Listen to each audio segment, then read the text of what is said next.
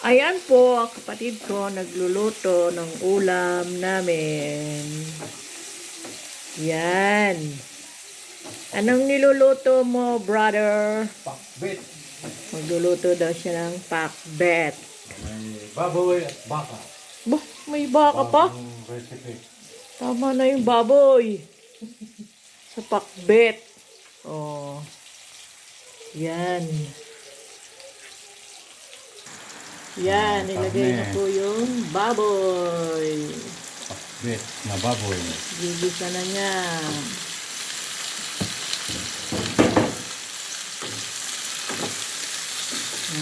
Yan.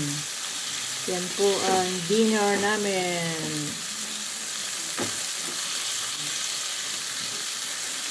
Sarap. Hindi pala ako pinagbebestin pa sarap.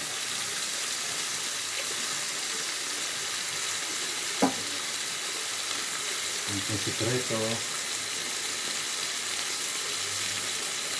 Tapos cake.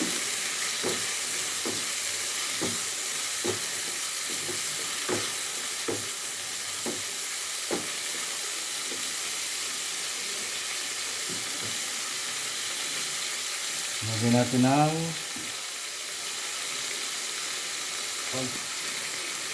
Lagyan daw niya ng tubig. para lumambot. Halu-haluin. Tapos takpan.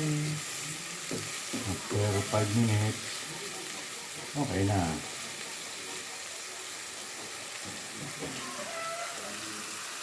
Oh, ayan. Hinalo uli niya. Ay, nako. Ayan na naman po ang ulan. Umuulan na naman po dito.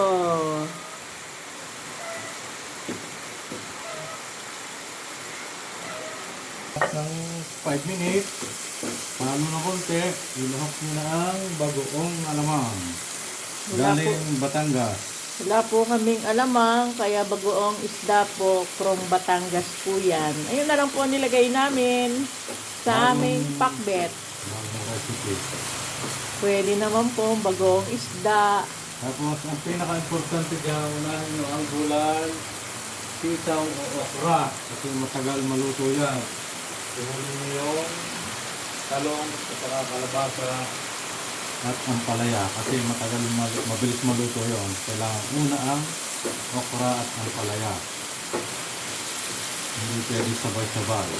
Dami yata nilagay mo yung bagoong. Hindi yan. Masarap. Amoy bagoong na. Lutong ano yan? Chamba, bagoong.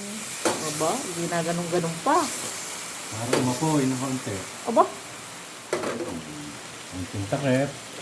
takpan uli. Hindi mo nalalagyan ng 5 tubig. minutes. Mamaya-maya. Yan, nilagyan po niya ng tubig. Para maluto lahat. Susunod na po mamaya ang talong. Sa kalabasa. Palaya, talong, saka kalabasa. Huling ilagay yan.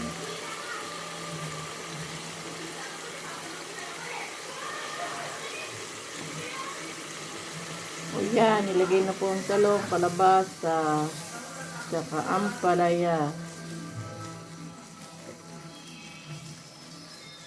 Binagoongang gulay. Halo, takip na ng konting oras. Ayan, nilagyan po ng tubig na kaunti.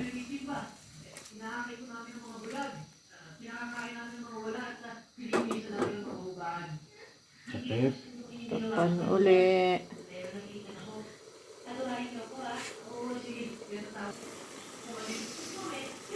Amoy pa lang, ang sarap na.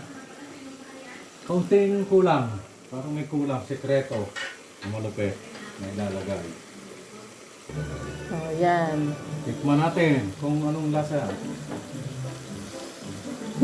Parang medyo kulang ng konti. Ito, napasarap.